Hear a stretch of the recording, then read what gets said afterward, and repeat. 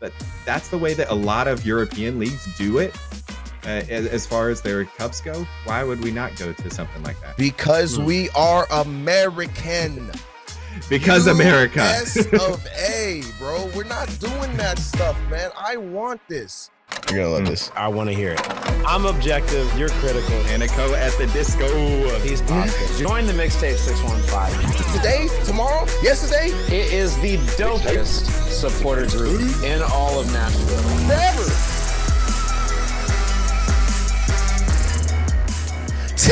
Testing.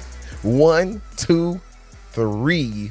This is the Mixtape 615, baby, and this is the place to be. If you're a Nashville Soccer Club fan, if you love Nashville and all of its soccer ways, or you're just trying to learn a little bit more, then we want you in the mix. We want everyone in the mix. Now, you know what time it is. It's time for the infamous AKAs. I am Tunji, aka Young Turtle, aka D Soccer Face, aka SF Doom, aka the Big Kahuna, and the Little Tuna Sandwich, aka Steam Papi. Yamame, Steam Papi, aka Mr. Too Lit on a Wednesday night because it's half off whiskeys at Southside Kitchen and Pub, and I just got a paycheck, aka Mr. Sipping Mai Tais on this beach in Belize, feeling cool like a summer breeze, aka the dude with the cleanest pair of Jordan 1s you ever did see. Also, I'm the golden boy with the golden voice, and once again, this is a Mixtape 615 podcast. Austin, tell them who you are.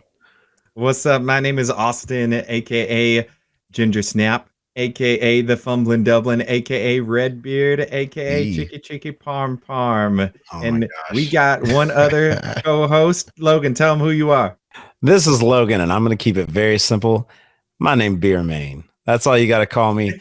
This is Mixtape 615. We are brought to you by Mixtape 615 Supporter Group. It is the dopest supporter group in all of Nashville sports and all of sports history, in my opinion.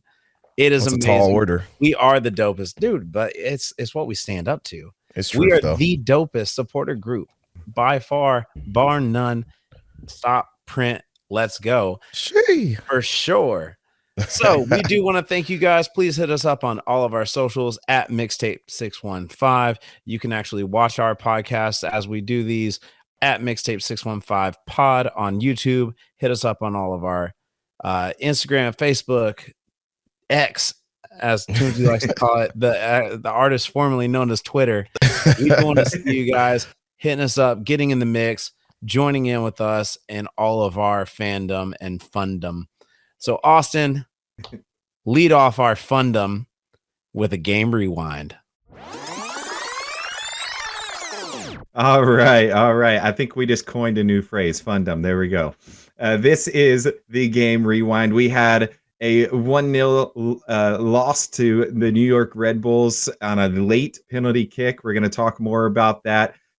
We saw some challenges early on that could have gone Nashville SC's way that didn't, not even going to VAR. We kind of had 2 games in a row where we saw the refs kind of dropping the ball on that.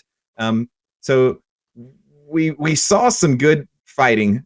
We saw some good chances leading into the playoffs. I'm not as discouraged as I could be in a 1-0 loss, but Tunji, what did you see from this game? Man, it's simple and plain. The Red Bulls just wanted it more than we wanted it, right? Like, I know we didn't have much to play for, maybe a 6th seed, maybe a 5th seed. It doesn't matter. This is Geodis Park.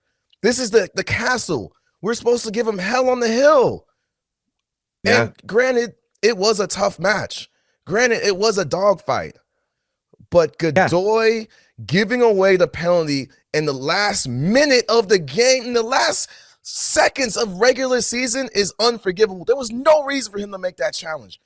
Unforgivable. Yeah, especially with Shaq Moore standing right there. He had a defender helping him out, and then you're standing behind the attacking player and you stick your foot around. That's always going to be called a penalty, especially in that last third.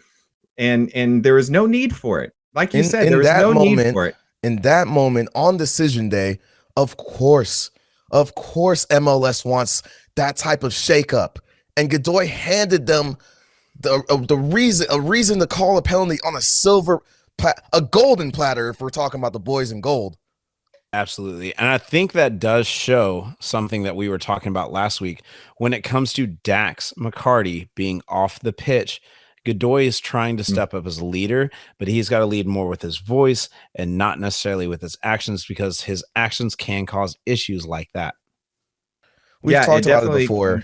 Sorry. We've talked about it before. He can be aggressive, man. And sometimes I like seeing that because, again, I like sort of that enforcer mentality, but it's a double-edged sword, and it cut us this time. Yeah, and there were some challenges early, like I mentioned, that could have gone our way. There were a few. There was the handball in the second half. It was obviously a handball. His one of their players, I'm trying to remember who it was, but basically hit it off of his chest. It hit, and as his hand is coming down, slaps down on the ball. No penalty called. Now the Godoy one was a definite penalty. I'm not gonna challenge the ref on that.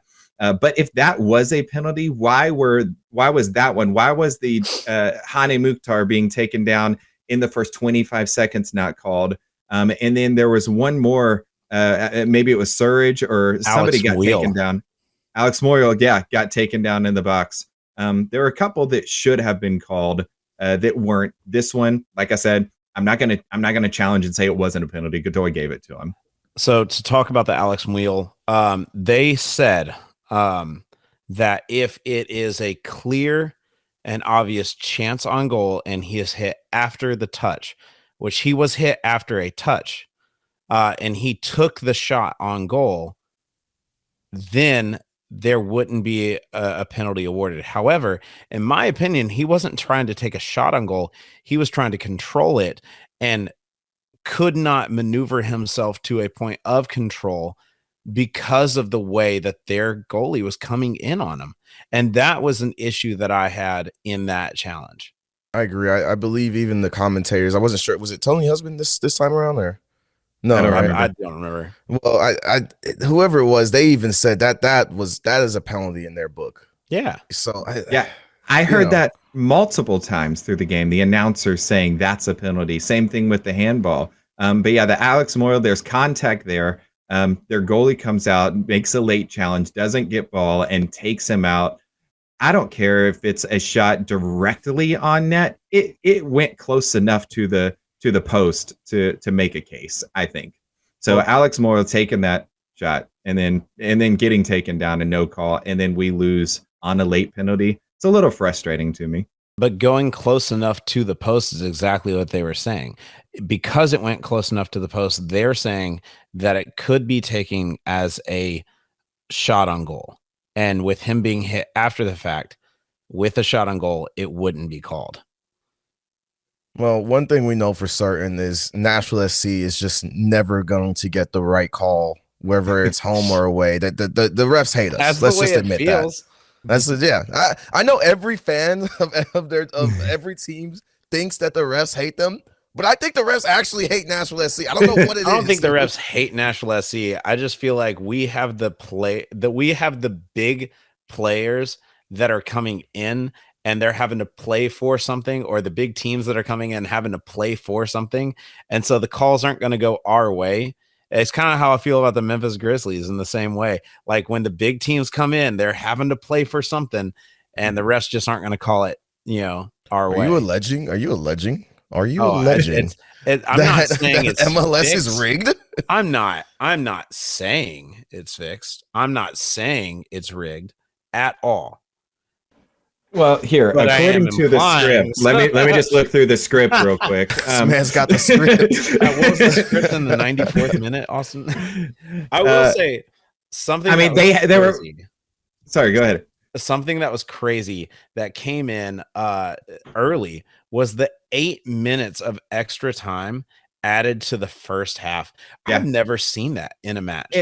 It's the Leal injury, and then was it Reyes who went down for them as well? Like Sam Surge and Reyes collided. Yeah, so it was the two different injuries that were down for a while, and that caused the addition. I think it was more the Randall Leal, which there was also the check. Let's talk about that for a second, because Randall Leal, there wasn't any clear. I actually rewound a couple times in my rewatch of this match. I didn't really see any collision or anything. He just kind of slowed up starting in like the 25th minute. He had a long ball into Hany, and he was like midfield, I think it was.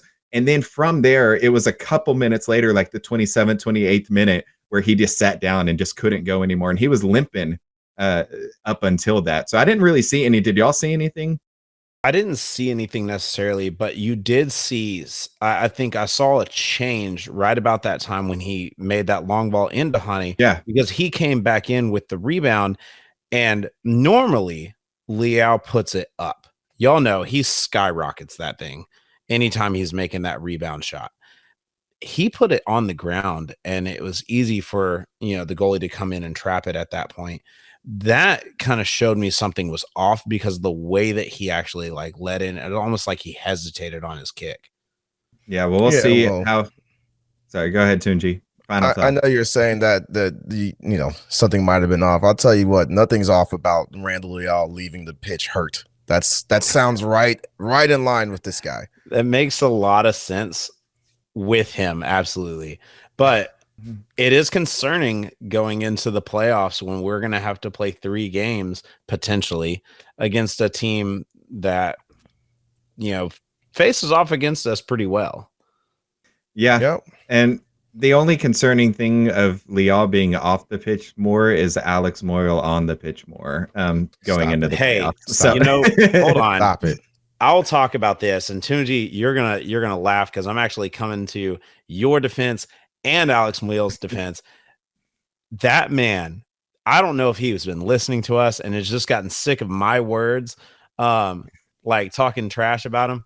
This last game, I saw him on and off the ball being more in a better position, like being in a better spot, being in a better position, playing to the right people, not losing the ball as much. It was amazing. It really was. I knew one day you would see the lights and chaos would reign victorious. Alex Mule was in all the right places. He made things happen. He didn't lose the ball as much this time, so that's a plus.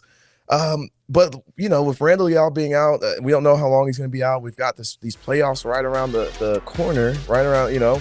What are we going to do, especially with this new format? Which, by the way, that's what we're going to talk about next. So we'll see y'all after the break. Does that new format from the Leagues Cup, does that give the team a different approach in regards to the way you kind of go into the round of the playoffs? To be honest, I'm not sure. I don't think we've ever seen it before. So the league gets to make up their mind, and there's not really any say from any of us or anyone really other than themselves in wanting to make money on the format. So that's their prerogative, and so be it. It'll be interesting. We look at it as a challenge, even if we were hosting the first round for the 2 games. It's an interesting task to have to play a game 3 times over in a short period of time against the same opponent. That's not really something MLS has seen in the past. So it's a new challenge, something that we're looking forward to. I think the dynamic stays relatively the same with trying to win every game, especially in the postseason.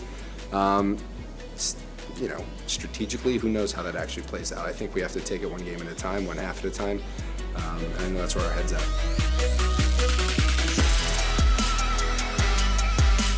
All right, so after the game, seems like Dan Lovitz has some pretty strong opinions about the playoff formats, and those opinions made their rounds on X. So we figured here at Mixtape 615, why not talk about it? Austin, what do you think, man? Like the way Dan Lovitz puts it, it sounds like he thinks this is a money grab, this format, which again, if you don't know the format, they're shaking things up this year. The first round of the MLS playoffs. Previously, it's been single elimination for the last couple years. Seems like people enjoyed it. Some people didn't. With the addition of now Apple being the broadcasting partner, it looks like MLS is wanting to shake things up. So they're making the first round. First off, they're bringing in more. There's now 9 slots, where previously there was only 7, I believe.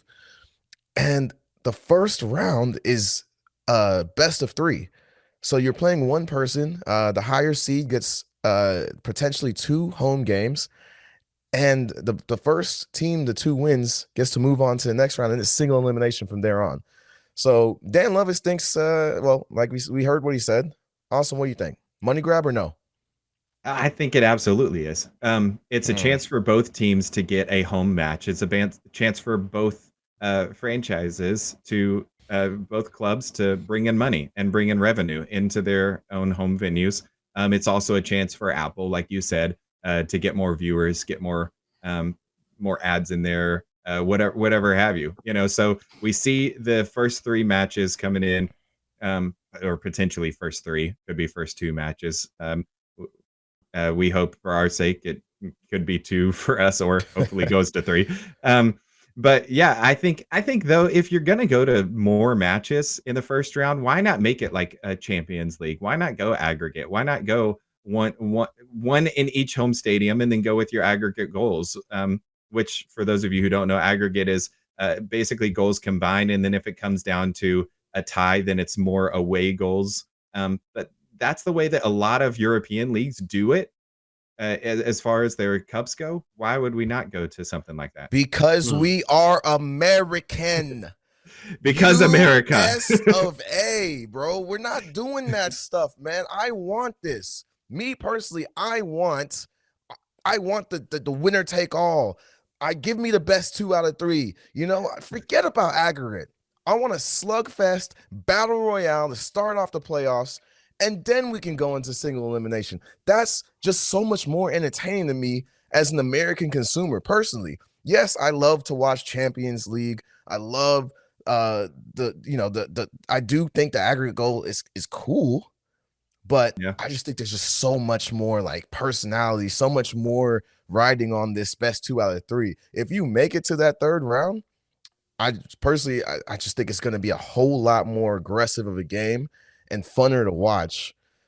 With if it's just like, okay, we made it to the third round, like the 3rd game, the first round, whoever wins takes it all, as opposed to, okay, well, they beat us 2-0 or 4-0 in the first match, and now we have to score. Doing all that math. I'm not doing math, bro. I don't want to do math.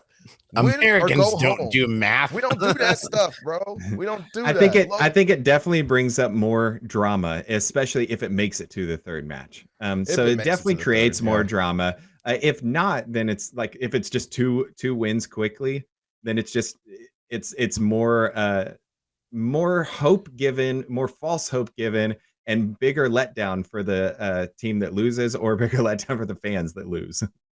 True. But again, hyping on that American aspect, it feels more to me like an NBA playoffs, except if after the first after the first round they go into single elimination. It feels more like baseball. It feels more like NHL. This is in line.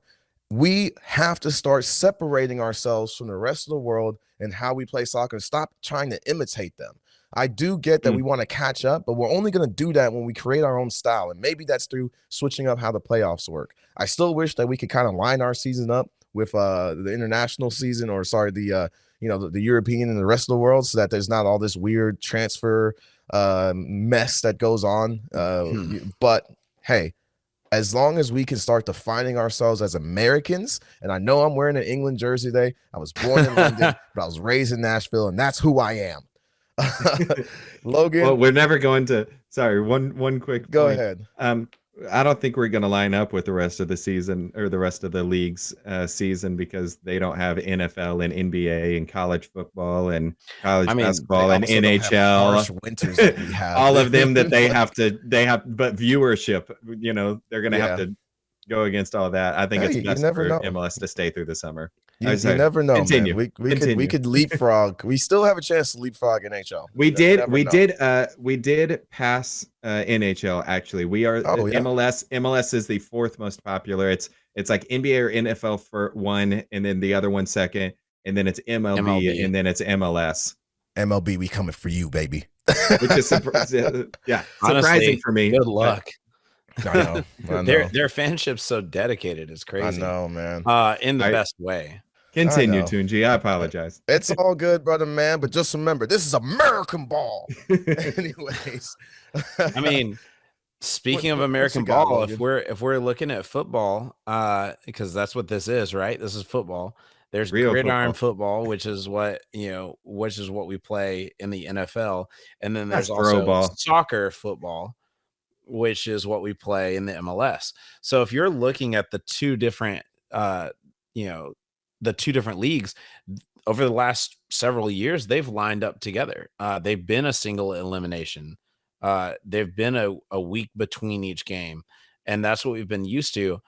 With soccer, we saw in the League Cup how tiring and how hard it can be on a single Quick team turnaround. with the quick turnaround. You can see how that can hurt a team more than it does help a team.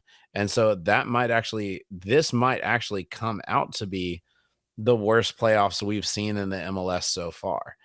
I am very much a fan of sticking to the single round game, like the single game per round, single elimination style that we've had for the last several years. Yeah, I mean, that's cool and all, but I understand You're Apple wrong. wants to make but money. you're wrong though. So that's the thing is I understand that Apple wants to make money. I understand that the clubs want to make more money. I understand that we want more viewership and more eyes on the teams. If that's the case, Apple has to broadcast it alongside somebody else then for now. So you're saying they need to put it on, they need to share playoff rights with Fox or what? Yeah. I mean, Fox would be a probably great not one. Fox. You think Fox? CBS would be great because of Glasgow. We would love to see that. I would personally love to see that. I think sharing it with the ESPN, who has helped with the MLS in the past several years as well. They helped that's let me say it this tall way. term. I don't know if it helped. You could watch several of the games on ESPN Plus in the past. Barely. You really could. Barely, dude. I had a terrible time trying to get games on. I'm so happy it's on Apple, and I'm so happy that they're trying to switch things up. Why not try something new? We're gonna have the World Cup here in a couple years. We've got the Club World Cup come like next year or 2 years from now. Guys, we have to start really let's be real. Apple memberships, the season pass memberships didn't start going up. They didn't start getting their money back until Messi came. So at this point, it's still a young league. Let's not forget that MLS is still a young league. We can still try different things. 96, I hear you. Yeah, 96. I hear you on what it does to the players, right? And like we saw it with League Cup. I honestly, you know what? You've got a point there. I really do agree. But guess how you fix that? Trainers. No. I can get on that again. I can get all over that again. Oh man, I maybe you fix that with trainers, but I'll tell you a surefire quick way to fix that. Stop putting these parity GAM and TAM and designated players. Let the club spend money. Open up the bank. Let them get some depth on their team so that now we can really start seeing what happens. You know who has depth? We live in the US, man. You know who has depth? St. Louis City SC. St. Louis City has depth. They were switching guys out at halftime, and look, now they've first year in the league, and they made it to be the #1 seed in the Western Conference. Come on, guys. This just goes to show when you focus on rotating guys, when you focus on having a balanced squad, you can make it through these tough seasons. I know we're asking a lot of the players, but I just want to be entertained. I'm just keeping another real team. Now with entertainment though, on that, I mean, you talked about the World Cup coming here. Was the better format going to this best of 3, or was a better format opening up playoffs, adding a few more than what we're seeing right now, and go into a group play and then knockout stage? No way. Not opening up more. I would maybe have been open to seeing, okay, instead of this best of 3, maybe a group stage, and with 3 people in the group, and then the top person making it out of that group into the next round. Okay. I would have been open to that, which is much more closer to a World Cup. It would lessen the bracket, right? But it would stay the same amount of games, I think, but it would like make for a shorter bracket because you would have less teams coming out. Well, imagine it like this. We're in the same group. We'd say we're in the same group. It would be us, Orlando, and let's say Atlanta, right? We play Orlando once, we play Atlanta once. Orlando would play Atlanta, and then basically we would each play each other once, and then we just look at the points at the end and see who Down to comes out points at or top. goal differential if it comes there. Yeah, Yeah. I if that would probably be a lot easier on the players' legs. You'd be able to give guys some rest. More travel. Yeah, it'd be more travel, but I believe that when you do that, you'd have to spread the games out a little bit more, and then one team would have a bye whenever they're playing. Now they wouldn't be playing. that's interesting though, because you wouldn't have necessarily a home field advantage. I mean, maybe you would top seed host the other two teams in the that's we could chase down some rabbit holes down here.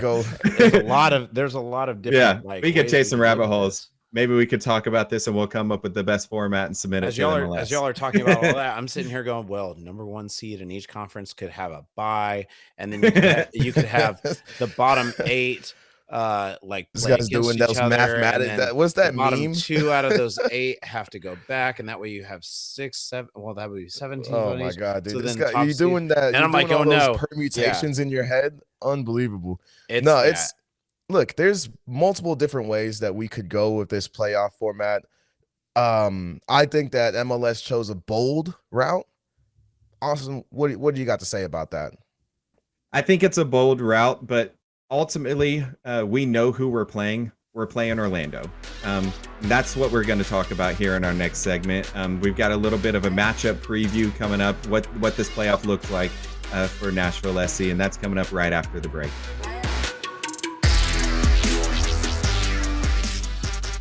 What's up, guys? It's Wildman here. I'm here to drop some knowledge on you about the dopest supporters group in all of MLS, Mixtape 615. We're all about that high energy, that game day excitement, and creating unforgettable memories. So if you want to join, visit mixtape615.com right now and become part of the coolest crew around. Mixtape 615, where soccer passion meets pure adrenaline.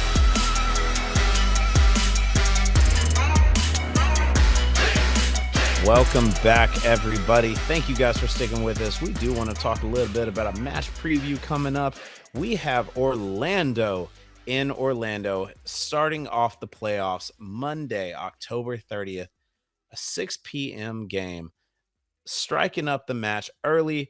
This is a team that we've matched up against very well out of the last 10 matches, the 10 matches that we played against each other, 5 of which have been draws, 3 of which have been Nashville wins. I like that a lot, although it has been very even on goals and when it comes to the play. So, guys, this is a team that has matched up against us extremely well, like I just said.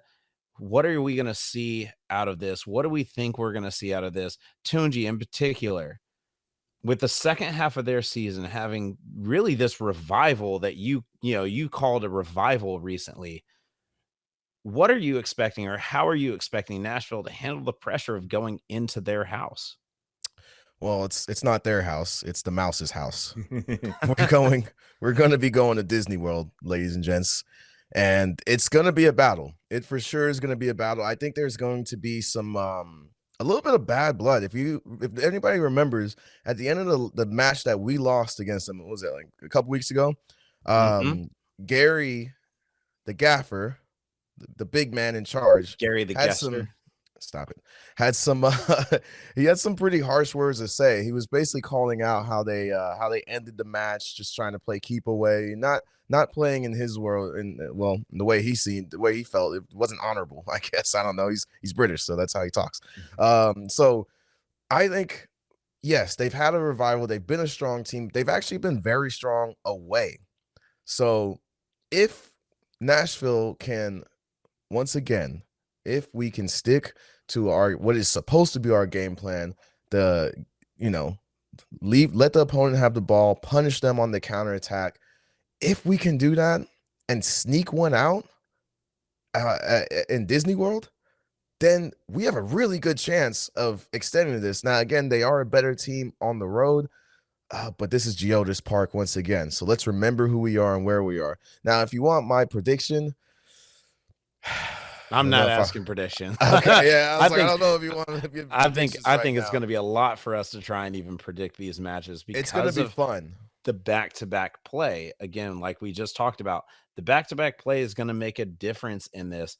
And with us having to play in succession like that with this new playoff format, the only team that we have even played like this, where we're playing back-to-back pretty quickly, where it's a home away kind of thing, was Inter Miami after Leagues Cup final going directly into their house with our very next match in the league play There's in the one game MLS in that between. next Wednesday. Oh, I guess there was one game in Atlanta. between. But with us having to go pretty close back to back with those, you know, what are the keys, Austin, that you see for us winning at least 2 out of the 3, you know, possibly 3 matches with a home away, an away home away rather for us? Yeah, I think it's interesting, this new format where you're playing consecutively against the same team because we've seen it in other leagues. The series kind of develops the type of play, the style of play. The players get to know each other a little bit better. They get to know what the other team is going to do. You try to game plan against what you saw last match. So it's going to be interesting to see that, especially if it goes 3 matches. If we see it going 3 matches, I think that third match is going to be more of a chess match. You're going to be seeing, pieces being moved around. The coaches are going to have to make changes when they see fit. And then the style of play may change depending on how the other 2 matches happened. I mean, we've seen this format in other leagues, and it's always made for more drama, more interest. I think that it could be a lot more fun if it goes 3 matches. Well, it can, and it has the possibility, and I think we all know that it has that possibility. They have they have a 1-2 punch that's been really good, which is like Torres and Maguire. You have a midfielder and a forward that are striking pretty on par with each other. Torres leading out with 1 extra goal, but Maguire leading out with 1 extra assist. So Tunji, with those 2 guys, I know we've got a solid defense, so I'm not worried about them. But You should be. who is? I mean, but who is our X factor in this game? Like in the back-to-back-to-backs, who has to be our X factor in order to be able to win these? You know, and secure our extension into the playoffs, like even further in. I'm gonna say this, and we all know it to be true in our hearts. Hany Mukhtar is our X factor. Hany Mukhtar, I don't know where he's got an assist in the last match, but I need more goals from Hany Mukhtar. Yes, we have a great defense. We know we do, right? But you're not going to win in MLS, in soccer. You're not going to win in most sports if you can't put the ball in the back of the net consistently. That has been a struggle for Nashville. And unfortunately, when Hany struggles, the team struggles. Look at the numbers, man. So he is the X factor, Logan. I mean, you pointed out last podcast that with our aggressive play, we've yet to lose when we're leading at half. So Hany scoring early is a very big deal, but Hany's also playing the great assists into, I mean, guys like Sam Surridge, our brand new striker coming in, guys like Schaffelberg, Jacob Schaffelberg, guys like Fafa Picault. We need those guys to come out strong as well. Of course. I think that when you have the supporting cast for Hany Mukhtar, then he plays a lot better. But right now, someone has to step up. I would love for it to be Sam Surridge, but he's new. I'm not sure if he can play the full 90. I'm not sure if he can play 3 matches back to back like this. He's still the guy didn't even have a preseason. He just jumped right into MLS season. I would love for it to be Dax, but he's 36 years old. It's gonna have to be Hany. We have to, if you want to advance in the playoffs, you're not going to advance by playing defense, putting 10 guys back and just you're going to advance by scoring goals. How did we advance in Leagues Cup? Think about it. We scored a lot of goals in Leagues Cup. So right now, Hany has to show me why he was the MVP last year, had the golden boot last year. He needs to find that form again, and then we will have a chance at turning this season, which ended in mediocrity. Let's just be honest with ourselves. It was the ending of this season was somewhat mediocre for me. But if we can take this first round, we'll do something with it. Well, sorry, if we take this first round, we can turn this whole season around, in my opinion. Yeah, and that's what it comes down to. I mean, you say Hany has to be the X factor. I think he definitely does, but I don't know if it's Hany being the X factor when it comes to our goal scoring. Like, does he need to be the one putting the ball into the net, or does he need to facilitate? Because when he is playing that facilitator role, and we're actually getting balls into guys like Sam Surge, or we're getting last time we played in Orlando, Hany had that really quick off the ball, like he got fouled and he got right up and had the ball right up to Fafa Pico, and he got that goal really quickly. Now, if Hany can play facilitator, I think yes, he is the X factor. I don't know if he is the X factor in goal scoring. I hear you loud and clear. I really do, but I disagree because it's got to be Hany Mukhtar right now. This is the playoffs. There is no more, oh, well, maybe we'll get it next game or maybe he'll get it going. No, right now we go with the guy, who is our MVP. It's got to be Hany putting the ball in the back of the net to set the statement for the rest of this playoffs. See, a statement is actually what I would say is needed. And I think that statement has to come from a guy like Dax McCarty. He is the guy who keeps us focused. He's the guy who keeps us in position. He's the leader that we need on the field. And luckily, we will have him back next match. But it will all come down to that next match. And that's what we're going to have to watch Monday, October 30th at 6 p.m. So thank you guys for listening in. Austin, take us out. All right. Well, thank you guys so much for listening to the podcast. We couldn't do it without you, all of our listeners. We applaud you. We love you guys. We hope that you guys love us. Leave a comment, for what you expect coming up in this playoff. Like, what are some of your predictions? What do you think could happen in Orlando? Do you think we'll go 2 matches, 3 matches, whatever that looks like? But thank you guys for listening. Hit us up on all of our socials at Mixtape615. You can find us on Facebook, Instagram, X, the artist formerly known as Twitter. If you're looking for this video content, look us up on YouTube at Mixtape615 Pod. And thank you. Huge shout out to our producer, Doug Branson. Absolutely. This dude is amazing. Big old hearts, Don't forget to join us for the watch party. Yeah, absolutely. We got our watch party starting at 5:30, Southside Kitchen and Pub. Sorry, it's not Whiskey Wednesday, but we'll have some drink specials going, I'm sure. I'm gonna make it Mojito Monday. Of the matches. Mojito Monday. There we go. Mojito Monday. I like that. Mixtape Monday. My Time Mondays. We want My Time Monday. That's what we want.